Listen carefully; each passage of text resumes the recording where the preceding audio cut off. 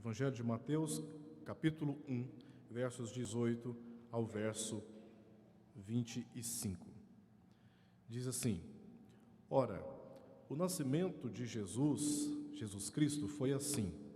Estando Maria, sua mãe, desposada com José, sem que tivessem antes coabitado, achou-se grávida pelo Espírito Santo. Mas José, seu esposo, sendo justo e não a querendo infamar, resolveu deixá-la secretamente. Enquanto ponderava nestas coisas, eis que lhe apareceu em sonho um anjo do Senhor, dizendo: José, filho de Davi, não temas receber Maria, tua mulher, porque o que nela foi gerado é do Espírito Santo. Ela dará à luz um filho, e lhe porás o nome de Jesus, porque ele salvará o seu povo dos pecados deles. Ora, tudo isto aconteceu, para que se cumprisse o que fora dito pelo Senhor por intermédio do profeta. Eis que a virgem conceberá e dará à luz um filho, e ele será chamado pelo nome de Emanuel, que quer dizer Deus conosco. Despertado José do sono, fez como lhe ordenara o anjo do Senhor, e recebeu sua mulher. Contudo, não a conheceu, enquanto ela não deu à luz um filho, a quem pôs o nome de Jesus. Vamos orar. Senhor nosso Deus, nós somos gratos ao Senhor por esta manhã tão agradável que o Senhor já está nos dando, e nela ainda a comunhão com os demais que professam o Teu nome, que temem o Seu nome. Nós te agradecemos pelos cânticos que pudemos cantar aqui em louvor ao Teu nome. O Senhor não precisa de nós para nada. O Senhor é autossuficiente, mas ainda assim, o Senhor nos deu a oportunidade de Te servir com os cânticos de adoração. Agora, ó Pai, nós pedimos a Ti que nos dê compreensão da Tua palavra. Nós carecemos ser expostos diante dela, carecemos ser santificados por ela, e nós Te pedimos que o Senhor aplique esta palavra aos nossos corações, fortalecendo a nossa fé, a nossa confiança no Senhor. Nós Te pedimos por isso, reconhecendo a necessidade de sermos por Ti edificados através da Tua palavra. Nós oramos por isso, ó Pai, em nome de Jesus. Amém. Como já vimos, o Natal é altamente significativo para todos os cristãos, por três razões básicas. Primeiro, que o Natal de Jesus, o nascimento de Jesus, ele se dá em cumprimento à promessa de Deus. Segundo, que o Natal está cercado de profecias que vêm desde a época do Antigo Testamento, e essas profecias se cumprem na vida do Senhor Jesus Cristo, a favor dos eleitos, para a salvação de todos os eleitos. Em terceiro lugar, porque o nascimento de Jesus traz consigo também o testemunho de Deus para todas as gerações, de que o seu Filho é o único que pode salvar o seu povo dos seus pecados. Esses testemunhos estão em volta do nascimento do Senhor Jesus e, portanto, nós entendemos o seu significado e o aceitamos com gratidão. Em Isaías, por exemplo, dentre outras profecias relacionadas a Jesus, encontramos três diretamente relacionadas com o seu nascimento. Nós vimos aqui nas semanas passadas, no capítulo 7, verso 14, o sinal da salvação viria através de uma criança, que seria chamada de Emanuel, e esta criança, seria nascida de uma virgem. No capítulo 9 de Isaías, versos 1 a 7, nós lemos que essa criança viria como executora das promessas de Deus, estabelecendo um reino de paz, um reino de justiça. E em Isaías capítulo 9, versos 1 ao verso 10, nós lemos que essa criança, ela seria da descendência de Davi e estabeleceria um governo de paz sem fim. Três profecias em Isaías diretamente relacionadas com o nascimento de Jesus, sabendo que há outras profecias relacionadas com ele. Aqui no Evangelho de Mateus, no capítulo 1, nós lemos exatamente o cumprimento dessas profecias anteriormente pronunciadas pelo profeta. O registro do nascimento desta criança, gerada pelo Espírito Santo, nascida de uma virgem, a chegada do Emanuel, que quer dizer Deus conosco. Olhando um pouquinho para o contexto aqui, já olhando a genealogia de Jesus, desde o verso 1 do capítulo 1, nós vamos observar como Deus, através da história, se encarregou de conduzir todas as coisas para o nascimento do Senhor Jesus. Em Mateus foi um evangelho escrito por um discípulo chamado também de Mateus. Ele foi escrito para judeus, e os judeus estavam familiarizados com muitas palavras e muitos assuntos que ele trata aqui em todo este evangelho. Um dos grandes objetivos de Mateus é demonstrar que todas as profecias messiânicas do Antigo Testamento se cumprem em Jesus e, portanto, ele deve ser reconhecido como o Messias prometido. Esse é o objetivo que Mateus tem aqui com o seu evangelho. Há uma frase que se repete 12 vezes em todo o evangelho. É a frase que diz: para que se cumprisse o que fora dito pelo profeta. O evangelho de Mateus tem 28 capítulos. Nós encontramos 12 vezes esta frase. E essa frase se repete, mostrando que Mateus tem essa intenção de dizer que Jesus vem em cumprimento às promessas anteriormente proferidas. Desde o início, Mateus defende que Jesus Cristo, ele é ungido. A palavra Cristo significa ungido, aquele que vem sob o poder do Espírito Santo para executar as obras do Pai. Em Mateus 1, verso 1, se encontra em paralelo com Gênesis capítulo 5, verso 1. Aqui em Gênesis capítulo 1, verso 1, nós lemos o seguinte: livro da genealogia de Jesus Cristo, filho de Davi, filho de Abraão. Em Gênesis 5, verso 1, nós lemos: este é o livro da genealogia de Adão. Moisés apresentou o primeiro Adão e Mateus apresentou o último. Adão é a cabeça da criação, Cristo é a cabeça da nova criação. É inevitável a percepção do paralelo em que temos, tanto do Antigo como para o Novo, na perspectiva de Mateus, mostrando a superioridade de Jesus em relação a Adão. Paulo também fez esta comparação para demonstrar a superioridade de Cristo em 1 Coríntios 15, 45. Ele disse assim: pois assim está escrito, o primeiro homem, Adão, foi feito alma vivente. O último Adão, porém, é espírito vivificante. Os autores do Novo Testamento apontam para Jesus Cristo como aquele que é superior e que vem na plenitude dos tempos para cumprir exatamente a vontade do Pai. Na genealogia que temos, dos versos 1 ao verso 17, a genealogia de Jesus, Mateus apresenta aqui 3 seções nesse texto. O verso 17 é a chave da interpretação dessa genealogia. Diz assim: de sorte que todas as gerações, desde Abraão até Davi, são 14. Desde Davi até ao exílio na Babilônia, 14. E desde o exílio na Babilônia até Cristo, 14. E o que nós encontramos aqui é uma interpretação que o próprio Mateus faz de toda a genealogia de Jesus, a dividindo em 3 seções de 14 gerações. Curiosamente, observando esta genealogia, especialmente do verso 2 ao verso 5, nós temos uma característica muito predominante do ponto de vista político do povo de Israel nesse período, que é a teocracia. Deus lidava diretamente com o povo e o povo lidava diretamente com Deus, através, obviamente, dos patriarcas, mas aqui o governo era teocrático. Dos versos 6 ao verso 11 da genealogia, nós encontramos uma outra etapa da história política de Israel. É o período da monarquia, período dos reis. Dos versos 12 ao verso 16, aqui temos uma outra etapa na história de Jesus, na genealogia de Jesus. Nesse período aqui, narrado dos versos 12 ao verso 16, nós não temos mais os patriarcas e nós não temos mais os reis.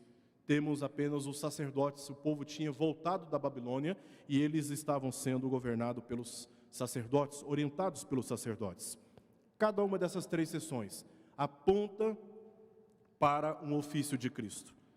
Dos versos 2 ao verso 5, nós temos o caráter profético de Cristo, declarado através dos escritos, os patriarcas, do Pentateuco, escrito por Moisés.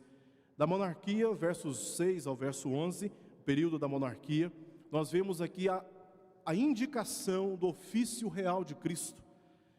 E dos versos 12 ao verso 16, a indicação do ofício sacerdotal de Cristo. Voltando ainda mantendo ainda a nossa observação para essa genealogia, vemos dos versos 2 ao verso 5, como o primeiro amor, ele culmina no reinado de Davi. O reinado próspero, justo, de paz, e que o povo, depois de tanta opressão, agora se sente seguro pelas promessas de Deus se cumprindo através do seu servo. Mas logo depois da morte de Salomão, esse período de reinado, desses 3 primeiros reis, dá espaço a um período agora, um período de monarquia, onde, por meio de vários reis na história de Israel, o povo se declina, se entregando à idolatria e se desintegrando espiritualmente, mesmo sendo governado por tantos reis. E o último período dessa história que nós encontramos na genealogia de Jesus, dos versos 12 ao verso 16, quando o povo, punido por causa dos seus pecados, é levado ao cativeiro, agora voltando do cativeiro, tendo a cidade de Jerusalém restaurada, os muros restaurados, mas debaixo do governo de sacerdotes corruptos, nós vemos que a história do início ao fim, do verso 2 ao verso 16, aponta para a necessidade da vinda de um Messias, levando o povo à esperança, à expectativa de alguém que viesse e estabelecesse de modo definitivo a paz, um governo justo. E então, no decorrer de toda a história, nós vemos Cristo sendo representado através dos ritos, das cerimônias, e a esperança do povo era a chegada deste rebento, desta criança que nós vimos aqui nas semanas passadas. E a genealogia ela está organizada exatamente dessa maneira, do verso 2, chegando até o verso 16, quando aponta Jesus Cristo como aquele que vem no final de todas estas gerações, Algo ressalta aqui: a redenção foi desejada intensa e urgentemente até Cristo. A palavra Gênesis, palavra grega que aparece em Mateus 1:1, para a tradução de genealogia, é a mesma que aparece no capítulo 1, verso 18, primeiro verso que nós lemos. Ora, o nascimento de Jesus foi assim. Nós temos aqui, portanto, 2 sessões, do verso 1 ao verso 17 e do verso 18 até o verso 25. Nessa primeira sessão, Mateus demonstra o registro histórico dos antecedentes de Jesus, tendo como base a figura masculina como progenitora. Você lê a genealogia, você vai descobrir que há 17 palavras, 17 verbos, gerou, e a figura predominante é do homem. Por exemplo, verso 2, Abraão gerou Isaque. Verso 3, Judá gerou Tamar. Verso 4, Arão gerou Aminadab. A figura predominante aqui da geração é a figura do homem. O homem que está gerando outro homem. A gente sabe que só mulher pode engravidar-se, somente mulher pode gestar.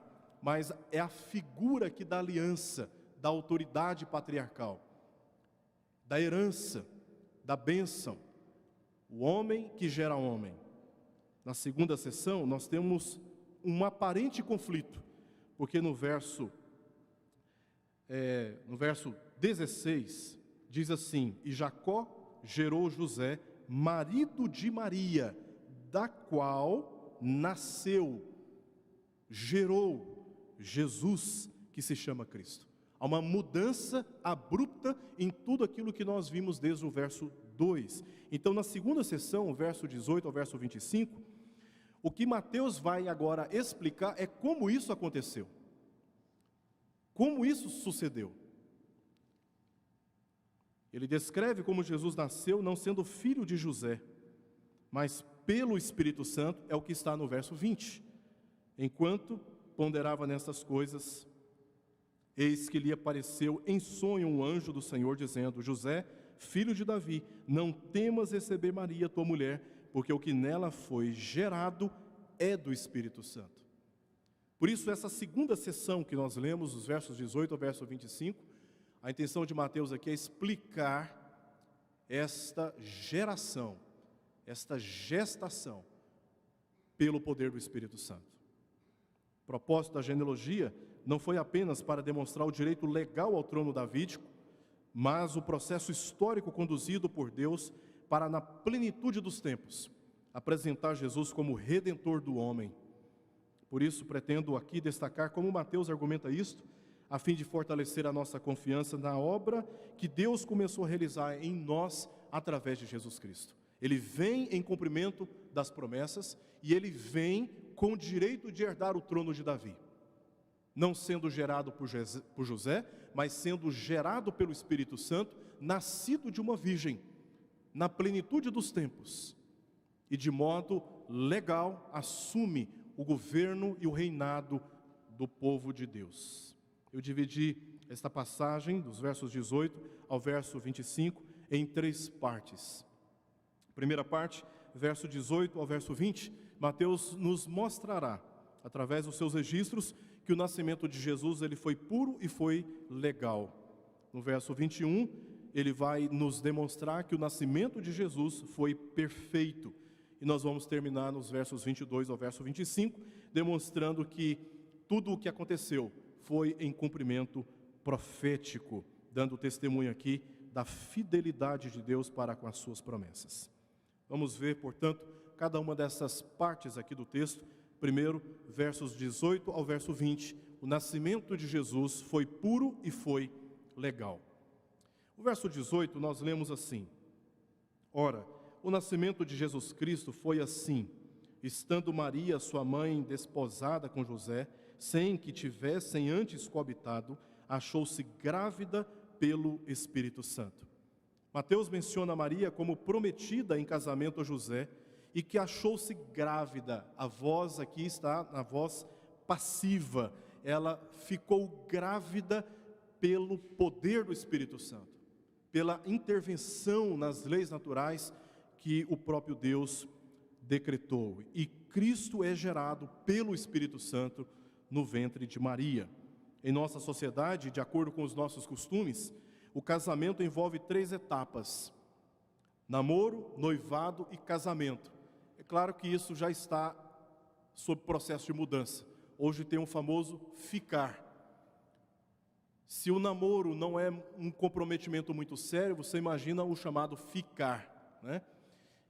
Infelizmente, na corrupção da nossa sociedade, o casamento começa com essas etapas, né? Mas na sociedade antiga, no primeiro século, havia 3 etapas também. A primeira etapa era estabelecida pelos pais. Os pais prometiam seus filhos para o casamento. Então, entrava-se em acordo os pais para que os seus filhos, na fase adequada, a criança, segundo a cultura dos judeus, a menina se casava em torno de 14 a 16 anos, e o menino se casava em torno de 16 a 18 anos. Eles se casavam muito cedo, porque toda a educação judaica ela era propositalmente organizada para que nesta fase, no auge da puberdade, os filhos se casassem. E a primeira etapa do casamento começava com a decisão dos pais. Os filhos debaixo da autoridade dos pais, os pais então decidiam com quem os filhos deveriam se casar. A segunda etapa era do noivado. O noivado, segundo a cultura dos judeus, poderia demorar até 1 ano. E esse costume de noivado, de preparação para o casamento, era cercado por muitas festas, preparações, e os filhos, eles não viviam juntos, embora noivos. Havia uma cerimônia pública em que os filhos, eles assumiam o compromisso, um com o outro, diante dos pais, de se casarem, formalmente. Essa cerimônia também era formal, e tinha um escrito que era feito, um acordo que era feito formalmente, dentro de uma cerimônia, e os filhos, então, estavam comprometidos formalmente com o casamento, e esse período de noivado poderia demorar até 1 ano. E nesse período, os noivos não viviam juntos e eles não tinham acesso aos privilégios do casamento, como, por exemplo, a intimidade sexual. A terceira etapa era o casamento, que se dava por um contrato permanente. O noivado poderia ser dissolvido, poderia acontecer um divórcio sem prejuízos, segundo a tradição religiosa dos judeus. Agora, o casamento, uma vez estabelecido, era feito um contrato, e esse contrato obrigava as partes a viverem juntos por toda a vida. Por toda a vida. Não poderia romper o contrato. Eram as 3 etapas, portanto, do costume dos judeus em relação ao casamento. Os pais prometiam, os filhos entravam no regime de noivado e, por fim, eles se casavam. Foi na segunda etapa que Mateus aqui descreve o que aconteceu com Maria. Ela estava, como diz o texto, desposada com José. A palavra desposada significa noivada ou prometida a José. Ambos estavam mutuamente comprometidos com a efetivação do casamento, aguardando o término do prazo, quando passariam a viver juntos e teriam também a intimidade sexual. Certamente o que acontece aqui com Maria foi quase ou no final já desse período que eles aguardavam para a realização do seu casamento. Maria era virgem quando ficou grávida. E para a sociedade judaica da época, essa condição pré-nupcial era considerada pura. Por exemplo, lá em Deuteronômio capítulo 22, nós lemos que se uma mulher fosse encontrada violada, vamos chamar assim, em relação à vida sexual, ela era levada para a casa do seu pai, e ali, além da vergonha que o pai sofreria, não se fala da mãe, se fala do pai, além da vergonha que o pai sofreria por causa disso, ela era apedrejada na porta da casa do seu pai. Porque a cultura dos judeus, segundo as tradições estabelecidas por Moisés, o sexo antes do casamento era considerado uma violação, não apenas da pureza pessoal, mas também prejudicava toda a nação. Então era como um crime capital.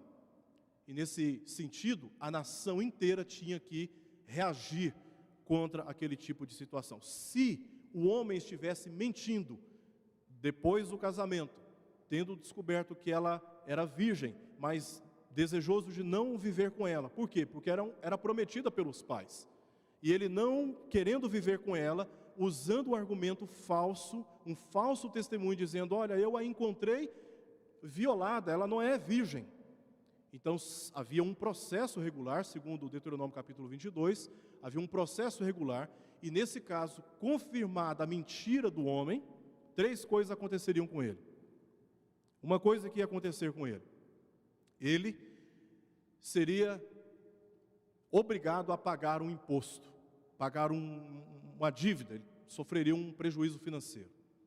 Segunda coisa que ia acontecer com ele, segundo o texto de Deuteronômio capítulo 22, ele seria açoitado publicamente. E a terceira coisa que aconteceria com ele, ele seria obrigado a viver com a sua mulher por toda a sua vida. Veja que esse regime está como pano de fundo daquilo que nós vemos aqui no verso 18 e também no verso 19. O texto diz que Maria, no verso 18, ela era virgem, ou seja, ela estava pura, nenhum homem tinha tocado nela. E a sua preparação foi preservada para o casamento. E o que nela foi gerado, diz o verso 20, foi gerado pelo Espírito Santo. Nós veremos as implicações disso mais adiante. Então, o nascimento de Jesus foi puro, nascido de uma virgem, assim como foi predito pelo profeta Isaías no capítulo 7, verso 14. Versos 19 e verso 20, nós vemos que o nascimento de Jesus, ele não foi apenas puro, ele foi também legal. No verso 11 da genealogia, nós lemos o seguinte: Josias gerou Jeconias. Eu fui pesquisar esses nomes, e o que eu descobri é que Jeconias, ele foi rei de Judá durante o exílio na Babilônia, ganancioso e também violento, e estava aqui incluído na genealogia de Jesus. No entanto, em Jeremias capítulo 22, verso 30, diz que ele foi amaldiçoado por Deus.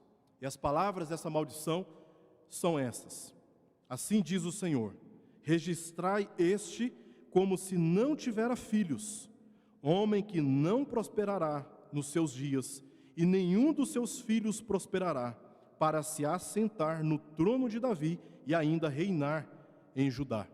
Como Jesus poderia, à luz desta palavra de maldição proferida por Deus, através do profeta Jeremias, poderia assumir o trono de Davi? Se Jesus fosse filho natural de José, estaria sob esta maldição, mas teria que receber a criança como sendo seu filho do ponto de vista legal. Não foi gerado por José, mas José teria que assumir Jesus como seu filho do ponto de vista legal. Uma espécie de adoção. A criança passa a ser legalmente, não naturalmente, mas legalmente ela é recebida como sendo filha. Por isso foi necessário que preservasse o compromisso com Maria. Nós lemos no verso 19, mas José, seu esposo, sendo justo e não a querendo infamar. Lembra, capítulo 22 de Deuteronômio? José poderia simplesmente dizer: olha, eu não quero mais ficar com ela porque ela não é virgem, ela não é pura nesse sentido. Então ele resolveu deixá-la secretamente. Deixar aqui, a palavra deixar é a mesma palavra que nós encontramos no Novo Testamento para a tradução de divórcio.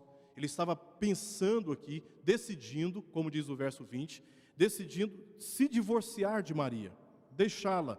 Foi nesse momento que um anjo do Senhor, verso 20, lhe apareceu dizendo: José, filho de Davi. José era da genealogia, era da descendência de Davi. Mas Jesus não poderia ser gerado por José. Não temas receber Maria, tua mulher, porque o que nela foi gerado é do Espírito Santo.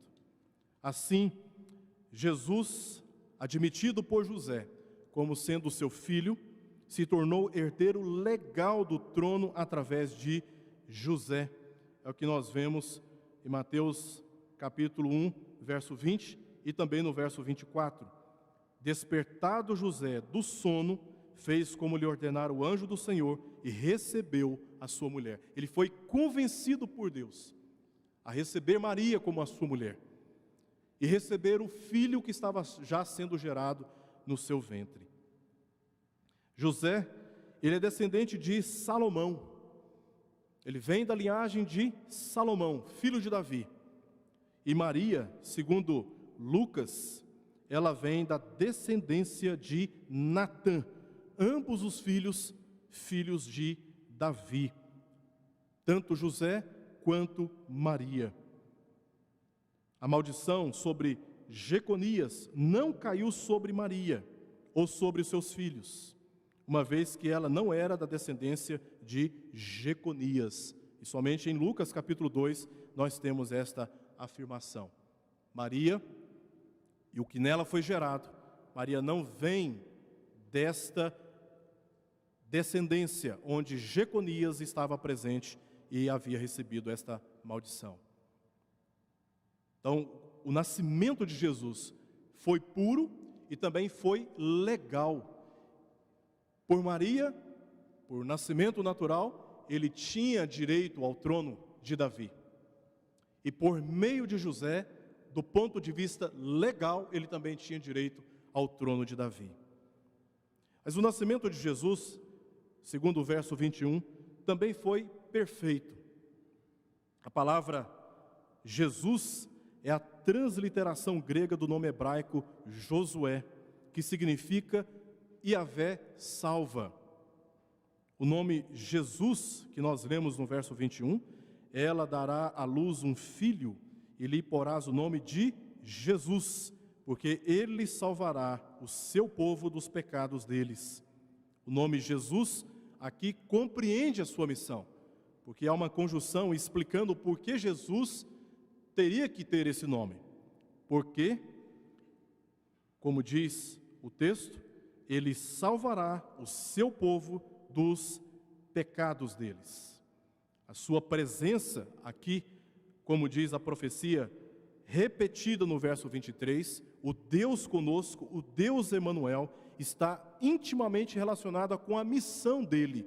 Jesus, ele vem, ele nasce de uma virgem, do nascimento puro e com direito legal, e Jesus vem como Deus entre nós para cumprir uma missão. E essa missão está declarada no verso 21. O Catecismo de Heidelberg, na pergunta 36, diz o seguinte: que importância tem para você Cristo ter sido concebido e nascido sem pecado? A resposta que temos é esta: que Ele é o nosso mediador e que sua inocência e perfeita santidade cobre diante de Deus meu pecado, no qual fui concebido e nascido. Jesus, como o Cordeiro que vem para expiar pelos nossos pecados, nos redimir dos nossos pecados, nos salvar dos nossos pecados, vem de modo puro, perfeito, para cumprir uma missão que somente este, com estas qualidades, poderia cumprir. Mateus apresenta Jesus como perfeito mediador, perfeito Cordeiro de Deus, por meio do qual o seu sangue purificou homens culpados de seus pecados, tornando-os santos na presença de Deus. Mateus une aqui a pessoa perfeita com a obra perfeita da salvação. Jesus é aquele que unicamente poderia combinar com a missão tão exigente de fazer expiação pelos pecados do seu povo, a fim de libertá-lo da escravidão que o pecado lhe impôs. A última parte aqui, já vimos que o nascimento de Jesus foi puro e legal, que o nascimento de Jesus também foi perfeito. Agora, por fim, versos 22 ao verso 25, foi em cumprimento profético. O nascimento de Jesus não foi um incidente histórico como nós vimos na genealogia. Tudo foi devidamente encaminhado para o nascimento de Jesus, para esse dia tão esperado da vinda do Messias. Mas algo planejado na eternidade e revelado aos homens através das profecias. Foi Deus quem falou pelo profeta Isaías ao rei Acás a respeito da concepção milagrosa de Jesus, do seu filho, chamado Emanuel, mais ou menos 700 anos antes do cumprimento que nós vemos aqui em Mateus capítulo 1. Jesus, no verso 16, ele é chamado de o Cristo. E Jacó gerou a José, marido de Maria, da qual nasceu Jesus, que se chama o Cristo. Ele é chamado assim, e tem exatamente esta palavra, o mesmo significado da palavra hebraica Meshiach, que significa ungido. A tradução é Messias. Esse era um título compatível com outros, indicados inclusive na genealogia apresentada por Mateus, de profeta, rei e sacerdote. Ele é o profeta maior do que Moisés, que tem uma mensagem divina de verdade e amor e de graça para todas as pessoas. Ele é o rei dos reis, ele é o Senhor dos senhores, ele é o governante supremo, o grande rei que com seu poder onipotente governa o universo inteiro e que reina nos corações dos seus seguidores com sua misericórdia benigna. Ele é o grande sumo sacerdote, que em seu próprio corpo e pelo derramamento do seu precioso sangue, fez plena propiciação pelos pecados dos eleitos de Deus.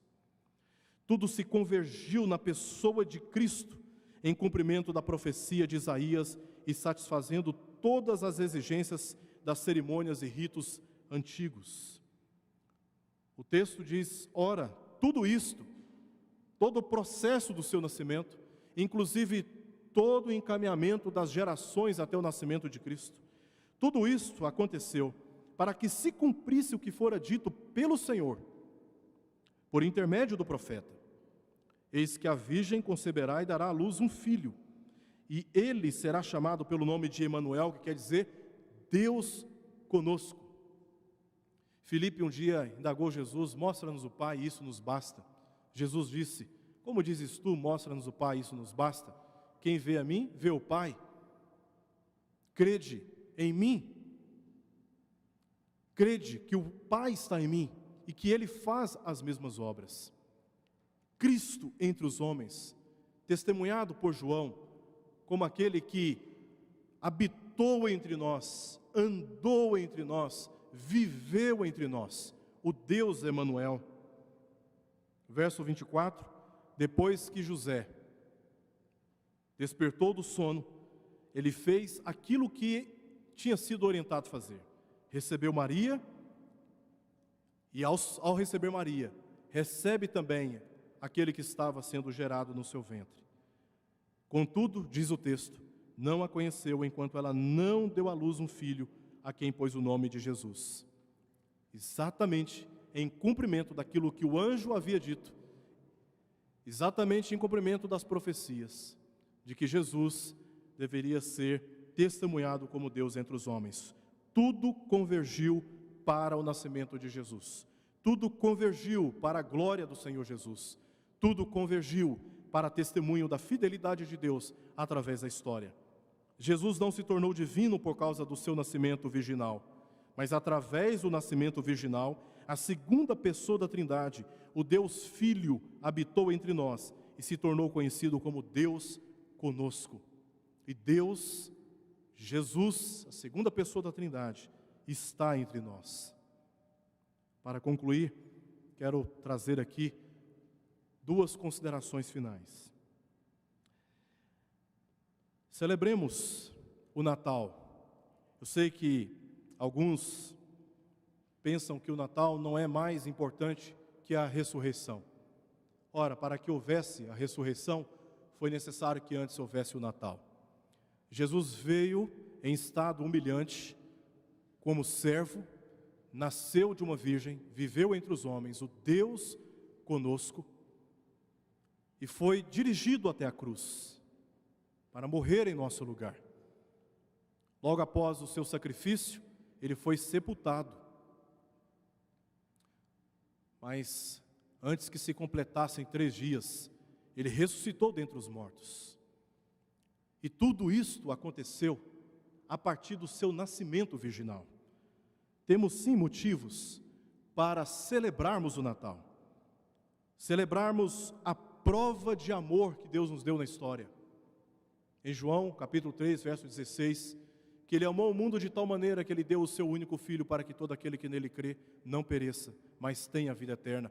Como Deus deu o seu Filho, como Deus entregou o seu Filho, deu através do nascimento virginal. E assim, Ele purificou nossa concepção e nosso também nascimento.